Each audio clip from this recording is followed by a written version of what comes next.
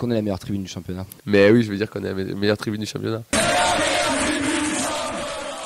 Les places pour Liverpool-Toulouse sont sorties à 13h. Et là, je me regarde Fred et Nathan parce qu'ils feront partie du voyage.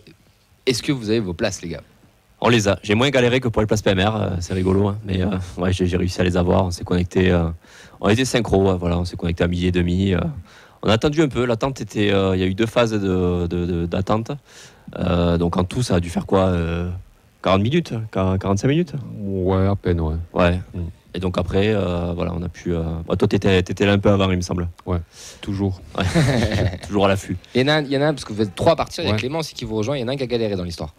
Ouais, il a galéré, donc il a attendu comme nous, ça a été son tour, et quand ça a été son tour, sur le site, il a été annoncé qu'il n'y avait plus de place disponible. Donc il y avait 1000 places disponibles, donc pour le grand public. Et voilà, donc ça a été, on a eu 10 minutes de panique un peu, quoi. Je m'attendais pas à avoir une file d'attente pour le déplacement à Liverpool, quoi. C'est quelque chose d'assez dingue, quoi. Ouais. Je pensais qu'on allait arriver, je me suis dit bon, les gens ils vont aller quoi, peut-être comme à Bruxelles, quoi, 800 supporters, mais c'est fou l'engouement quoi que ça prend pour 3000 connexions apparemment sur le site à 13h. Totalement dingue, quoi. Sold out, les 1000 places sont parties et je pense malheureusement qu'il y en a qui sont un petit peu déçus. Ouais, je pense qu'il y a des gros déçus, notamment ceux qui ont réservé déjà l'avion, l'hôtel, tout ça, etc. Alors je sais pas comment c'est. Ouais, c'est un peu le risque, quoi. On va peut-être se rapprocher des groupes de supporters ou quoi. Je sais pas comment ça peut se passer, mais bon. Rémi, toi, tu nous as dit non, tu vas pas. Tu m'as dit que tu allais pas à Liverpool. Non, je serai sur les 3 matchs à la maison, mais attends, mais c'est pas de déplacement. Et toi, là, le fameux supporter des Reds? Alors, moi, j'ai été sur la file d'attente. C'était vers midi et quart, et il y avait plus de place. Ah ouais? Ouais, j'y suis allé, il n'y avait plus aucune place. Donc je sais pas. Vous êtes allé vers quelle heure? Midi et demi, c'est ça? Ouais, c'est ça, midi et demi. Non, ça ouvrait. En fait, okay. tu rentrais dans la file d'attente à midi et demi. Ouais. Ça ouvrait à 13h. Et là, tu attendais. Voilà. C'était aléatoire, comme avait dit le club. Donc voilà. C'était. Bon. On va enchaîner, les gars. Du coup, t'es sur Twitch, là. Est-ce qu'il y en a du monde qui connecte un petit peu? On a Jérôme5950 qui est supporter lensois qui nous passe le bonjour. On a aussi Freefly sur Twitch. On a Oxens, je connais pas ce type, sur Facebook qui nous dit bonsoir. On lui renvoie pas. On lui renvoie pas parce qu'on le connaît pas. Ouais. Et on a aussi Fab connecté sur Facebook. Pour enchaîner sur les news, on a le programme du week-end de nos jeunes et de nos féminines. La Préfaux, grâce à la Fabrique Violette, on sait qu'ils joueront à Castanet pour les U14. Les U15 iront à Canet-Roussillon et les U16 recevront Albi. Pour la N2, on fera un petit débrief. On saura du match de la N2. On va vous en parler juste après. Mais les 19, qu'est-ce qu'ils nous font, Vincent? Est-ce que j'enchaîne ou tu fais les 19, alors dis-moi mon texte. Ah, c'est là. Ils joueront le 24 septembre, donc c'est-à-dire dimanche, à Ajaccio. Contre la Ajaccio. Les U17 auront un derby contre l'UJS le 24 septembre aussi. Donc dimanche 15h à la Ramée. Très beau terrain. Ouais. Les féminines. Les féminines, Détroit, ce sera donc un derby. Ce sera demain à 18h contre Colomiers au stade Capitani de Colomiers. Voilà, je vais enchaîner avec l'U23 qui iront à Sussargues ce dimanche à 15h et l'U19 dimanche iront à Nîmes à 13h.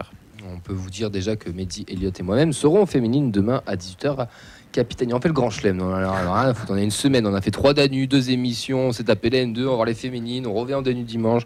Quelle endurance. On aime le club, hein, on aime le club. La N2. C'est un autre sujet. C'est un autre sujet. La N2, le match vient de se terminer il y a une petite heure, on va dire, et la N2 a perdu 1-0 face à Pays de Grasse, qui était 3e. Mon cher Vincent et Elliot, qu'avez-vous pensé du match? Tu veux commencer, Elliot? Non, vas-y, je te laisse commencer. Match compliqué. Après, voilà, c'est le lot de tous les affrontements, on va dire, face à l'équipe de N2, qui sont des équipes aguerries, qui sont là depuis des années dans ce championnat-là, qui n'ont pas le même objectif que nous, qui sommes une équipe réserve, qui est là pour donner temps de jeu aux jeunes. Là, c'est une équipe, on va dire, de gaillards. La moyenne d'âge est quand même plus proche des 30 ans que des 18 ans de nos jeunes Toulousains. Et pour le coup, c'est compliqué. Là, on voyait le capitaine qui avait 34 ans, par exemple, du côté de Grasse. Oui. On avait des joueurs. On a retrouvé le fils Puel qui était là, qui avait 27 ans, qui s'est un petit peu perdu. Paulin, oui. Ah, d'accord. Donc c'est une différence de football. C'est pas non plus dans le jeu, c'est pas la même chose. C'était quand même assez dur sur l'homme. Le coach l'a répété à plusieurs reprises. On aurait dû voir dans le texte sur les tampons. Et chez les Toulousains, on voit une qualité technique qui est indéniable, vraiment, mais ça manque de liant, ça a du mal à sortir du milieu de terrain proprement, et surtout, ça a du mal à trouver l'attaque devant. 0 occasion hors coup de pied arrêté sur ce match. Alors que Justin Lacob, que moi je mettrais dans mes tops personnellement, qui a quand même fait 3-4 arrêts, qui a eu quand même 2 fois un 1 contre 1 à gérer et qu'il a gagné à chaque fois, il s'est fait avoir sur un coup de pied arrêté. Il ne peut rien faire. C'est une très belle tête du défenseur de Grasse. Mais on est un cran en dessous, tout simplement parce qu'il y a un manque physique et aussi un manque de vis. Le jeu n'est pas le problème. Enfin, si, quand même, pour trouver les attaquants et pour être concluant. Moi je suis arrivé en seconde période, donc la première je peux rien dire, mais la deuxième c'était une purge, honnêtement. J'aurais mieux fait de venir après. Non, je rigole. Mais non, plus sérieusement, c'était pas un super match. On n'a pas pris de plaisir en tant que supporter de voir le match. Il n'y avait pas beaucoup d'occasions, même pas du tout, voir côté toulousain, comme l'a dit Vincent, sauf sur coup de pied arrêté. Et sinon il manquait quelque chose, un lien entre le milieu et l'attaque pour avoir plus d'occasions. Mais après, comme Vincent l'a dit, en fait, je répète ce que dit Vincent, je sers juste à ça. Hésite pas. C'était une équipe de jeunes, donc on voyait qu'il y avait quand même pas mal de technique, mais il manquait un peu de physique, un peu de caisse, un peu d'agressivité. Et c'est là où s'est joué le match pour moi. Dans les points positifs, on a Christian Mawissa qui était titulaire derrière, qui est absolument, impressionnant physiquement et monstrueux.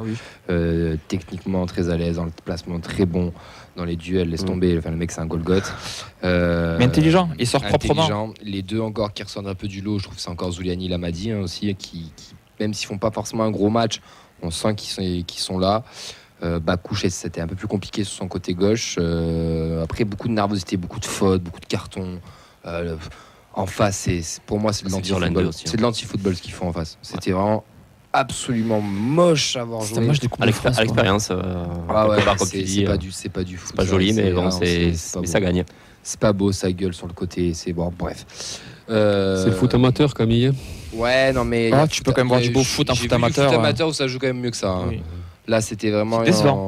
Leur meilleur joueur, c'est leur numéro 3, que j'ai trouvé en tout cas. Le buteur. Qui était le buteur et qui était latéral gauche. Donc, c'est pas non plus. Ça montre aussi que c'est un petit peu quand même. Tu proposes pas grand chose. Après, nous, le petit Québé devant, compliqué. D'ailleurs, il est sorti à la mi-temps.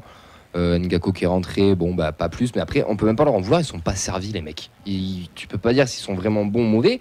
Ils n'ont pas de ballon. Oui, parce que les courses étaient bonnes en soi. Il y a eu quelques tentatives sur les ailes de dribble, de percussion qui sont passées à plusieurs reprises, mais après il manque toujours un truc. Et ça vend du rêve, votre résumé là. On s'est fait chier. Ouais, mais c'est vrai, il faut se le dire. On s'est fait chier. Mais on peut se faire chier en connaissant nos limites. Là, c'est décevant parce que tu sais que tu peux faire mieux. Ouais. Et vraiment tu le sens. Face à Chamalières, là, quand on était avec Mehdi, déjà tu as vu des buts et Chamalières jouait quand même avec ses moyens, mais il proposait du jeu. Là, Grasse, ça proposait, mais rien à part mettre des bois et couper les actions et dur sur l'homme. Parce que c'était le projet, c'est de marquer le premier. Et puis voilà. Et puis en plus, quand ils ont marqué, là, ils en pouvaient plus. Là, enfin bref. C'est dommage. Après, nous, un peu stéréotypé. Et je trouve que c'est un truc qu'on voit aussi chez nos pros, qu'on en parlera après. Mais un jeu quand même très stéréotypé où on manque un peu de. Où ça applique les consignes bêtement et ça manque de créativité.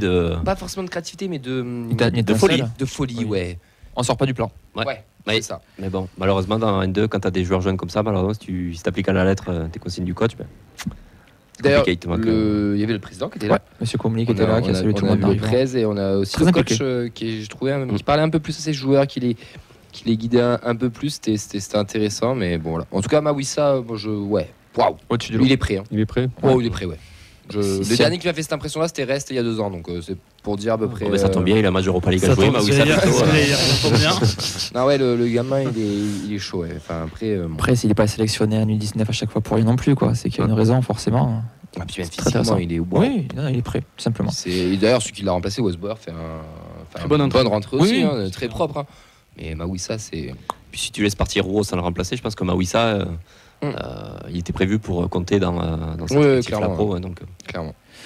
Juste un petit mot sur l'arbitrage, que je trouvais très bon. Oui. Et c'est important de le souligner, surtout à ce niveau-là, qui est entre amateur professionnel. Je trouve qu'il a su gérer son match, gérer les égos, gérer aussi le coach adverse. Oui, les railleries droite à gauche. Il n'est pas trop sorti de carton, 2-3 sur le match, ce qui était quand même assez engagé. Et j'ai trouvé très intelligent et pédagogue, à rappeler les joueurs, à discuter et tout, puis assez cohérent. Donc c'est pas tous les jours qu'on a ça, et donc, bravo à lui. Ouais, non, c'était bon.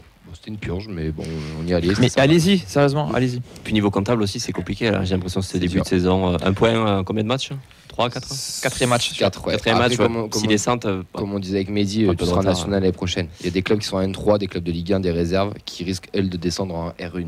Toi, quoi qu'il arrive, même si tu redescends, tu resteras en national, malgré la refonte. Donc c'est pas grave. Après, ça leur fait un peu les dents aussi aux jeunes. Et ceux qui sont pros, qui sont censés être au-dessus, c'était quand même pas trop. Enfin, l'Amadi, je trouve ça pas mal. C'est un peu brouillon, mais beaucoup de récupération, très généreux. Le petit Zouliani aussi, le chouchou de Mehdi, là, qui est costaud aussi, quand même. Puis techniquement, ça fait la diff. Il y a des joueurs intéressants. Il y a un vrai projet de jeu. Ça payera face à d'autres équipes.